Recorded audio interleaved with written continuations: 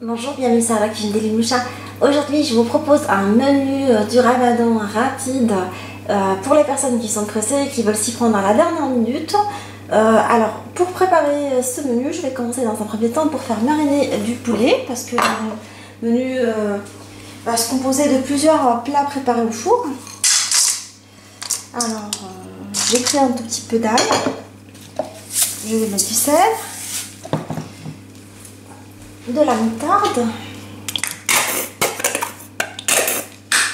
je vais mettre de l'huile d'olive,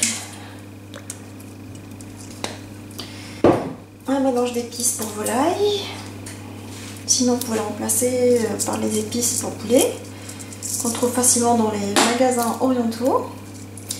Et je fais mariner des morceaux de poulet dedans, coupés grossièrement. Alors j'ai pris du blanc de poulet parce que ça cuit rapidement. Je mets également avec des petites pommes de terre que j'ai déjà fait cuire le matin et que je laisse de côté. Des tomates cerises, des oignons. Alors vous mettez ce que vous avez comme légumes. La pomme de terre, comme ça prend plus longtemps que le reste, je la pré-cuis, je la laisse dans le frigo. On peut l'utiliser pour des salades, pour les briques. C'est assez pratique de l'avoir. Alors je vais mettre un tout petit peu de coriandre. Je trouve que la coriandre se marie très bien avec l'ail et avec le poulet. Comme je suis pressée, je ne laisserai pas mariner longtemps. Sinon le mieux serait de laisser mariner au moins une demi-heure en frais. Comme je vous ai dit, aujourd'hui c'est un peu la course. Du coup je propose de préparer mon repas avec vous. Alors je vais dresser le tout dans un plat à l'enfour. Je commence par les morceaux de poulet et je dresse les légumes par-dessus.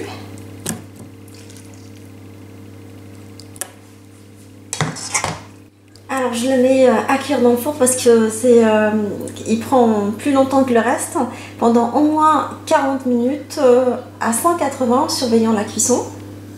Alors pour préparer ma quiche, je vais commencer dans un premier temps par mettre un peu d'huile d'olive dans une poêle anti-adhésif.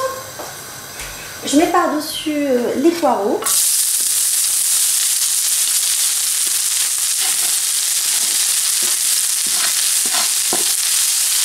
Et je vais essayer de les tuer pendant 5 minutes. Alors, je fais blanchir pendant 1 minute des pointes d'asperges dans l'eau chaude, salée. Après la coloration des poireaux, je vais les saler.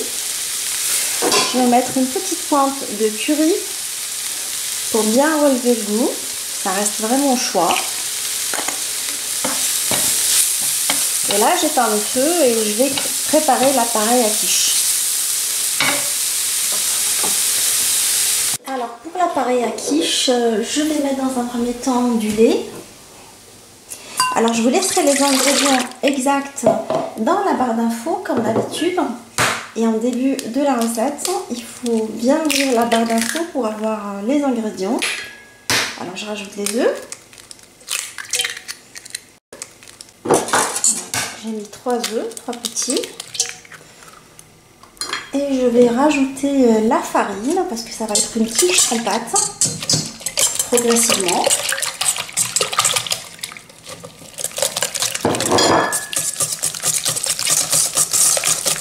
Je vais battre tout ça. Alors, je vais saler et poivrer. Alors, je mets un tout petit peu de poivre.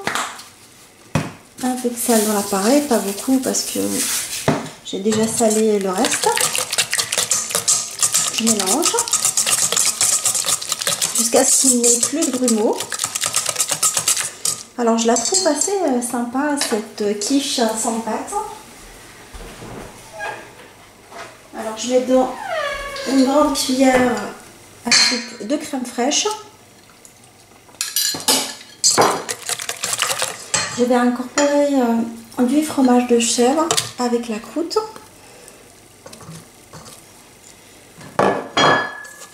Après, vous mettez ce que vous voulez comme fromage. Et je vais mettre les poireaux. dans mon appareil.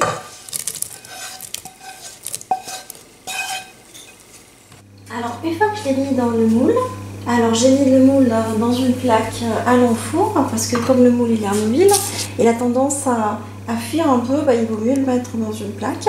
Et là je vais mettre mes pointes d'asperges pour qu'elles aient la taille du moule, de cette façon là.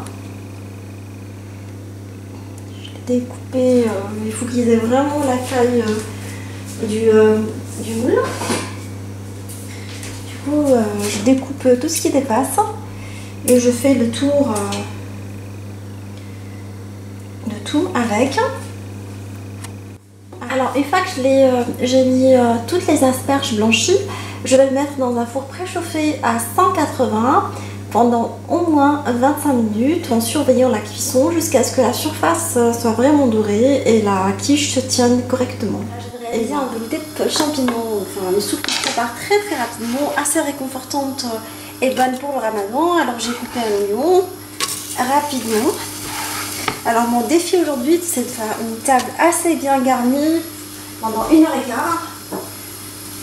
Alors on va réaliser le défi ensemble. Alors je rajoute de l'ail pilé et je laisse tout ça colorer pendant que je prépare la farce des briques. Aujourd'hui ça va être des briques pommes de terre au thon, l'olive, un petit classique. Alors après la coloration de l'oignon et de l'ail, je vais rajouter un bouillon cube.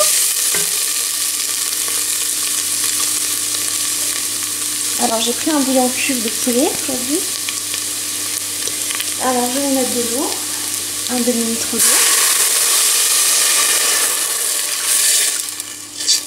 Je vais pas mettre beaucoup d'eau parce que les champignons ils vont lâcher beaucoup d'eau en fait. C'est un légume qui dégorge beaucoup. Et je vais mettre mon mélange de champignons, mettez ce que vous voulez comme champignons que vous avez à la maison. Je mets de la pomme de terre, une petite pomme de terre nettoyée. Et je laisse tout ça cuire à couvert pendant une vingtaine de minutes, 25 minutes je dirais, le temps que le tout soit cuit. Alors avec les pommes de terre récentes, les pommes de terre que j'ai fait cuire le matin avant de partir au travail, alors la moitié je l'ai mise avec le poulet, l'autre moitié je l'ai écrasée selon ma recette de briques, pommes de terre thon avec du thon que j'ai parfumé à la harissa, oignon nouveau, persil et cumin. Et là je vais farcir mes petites briques avec. C'est pratique de préparer les pommes de terre comme je vous ai dit le matin, comme ça vous les avez sous le coude quand vous rentrez. Alors je vais farcir mes briques. Alors je vais rabattre ce côté là, je vais mettre de l'œuf battu pour lui donner de la souplesse, en même temps coller ce côté là comme on a l'habitude de faire pour le reste.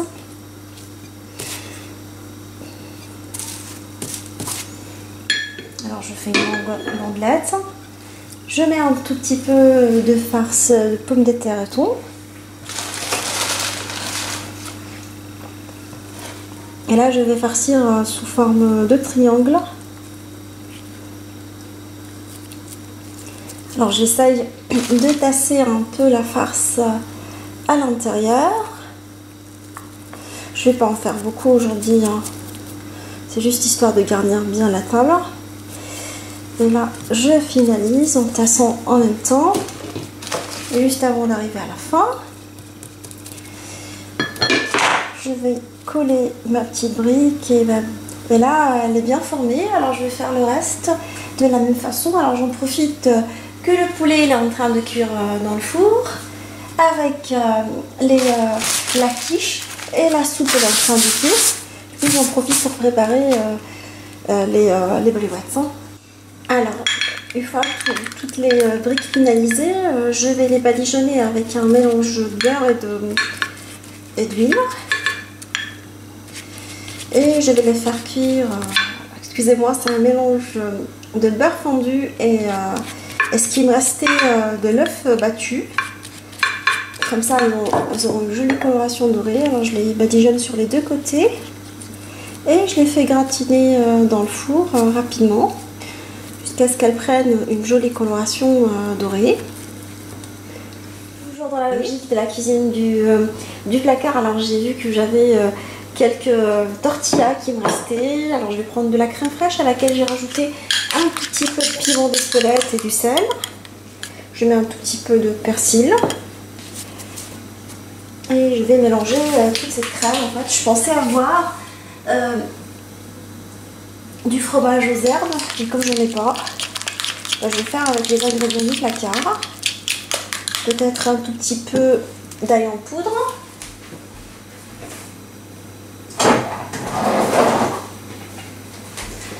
Alors, on est en train de préparer, c'est rapidement. Alors, je mélange tout ça. Et j'ai réparti les 3 feuilles de tortilla que je vais garnir avec la crème fraîche parfumée. Je vais la répartir un tout petit peu partout. On l'étalon sur toutes les feuilles avec le dos de la cuillère. Alors je répartis quelques tomates cerises, plutôt quelques tomates séchées. Là, celles-ci, je les ai achetées déjà faites. Je vais les découper grossièrement. Alors, je vais mettre du mozzarella en cubes.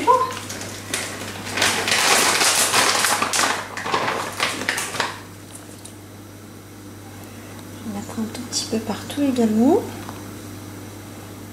Et je vais rouler tout ça sous forme d'un grand rouleau. Alors je vais serrer mon rouleau de tortilla comme ça en serrant en même temps. J'essaye de faire abattre la farce à l'intérieur. Là j'ai un grand rouleau que je vais découper après en warps. Alors je vais découper mes warps.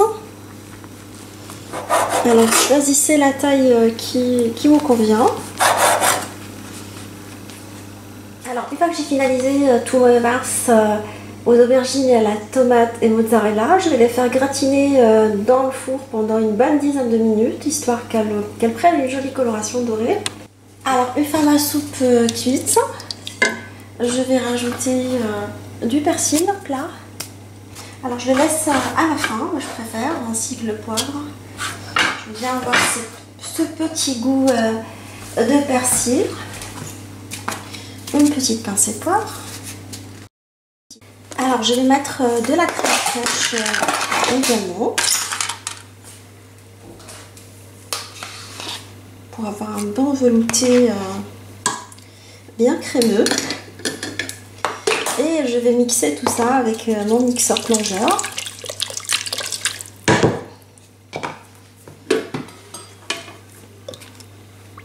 Alors je vais remettre 5 minutes supplémentaires sur le feu. Moi je l'aime bien onctueux comme ça. Sinon vous pouvez rajouter du bouillon, du lait ou de l'eau comme vous le souhaitez. La consistance de la soupe dépend du goût de chacun. Alors j'ai dressé ma table rapidement parce que j'étais un petit peu pressée par le temps, mais il fallait quand même que je fasse une table présentable pour le mois de Ramadan. Alors je commence toujours par de l'eau et les dattes. J'attends 5 minutes avant de pouvoir manger ma soupe que je vais accompagner de la quiche sans pâte. Quiche préparée avec des asperges et des poireaux, les briouates, les briques, pommes de terre, ainsi que les petits sandwichs mozzarella, tomate et aubergine gratinés au four. Et comme plat principal, le poulet rôti au four avec ses légumes. Alors j'espère que cette suggestion de repas facile, alors en tout et pour tout, ça m'a pris 1h10. Là je suis vraiment dans les temps. Je vous dis comme d'habitude, on se retrouve sur la cuisine d'Inoucha avec une nouvelle recette, un nouveau voyage culinaire. Je vous embrasse et à très bientôt.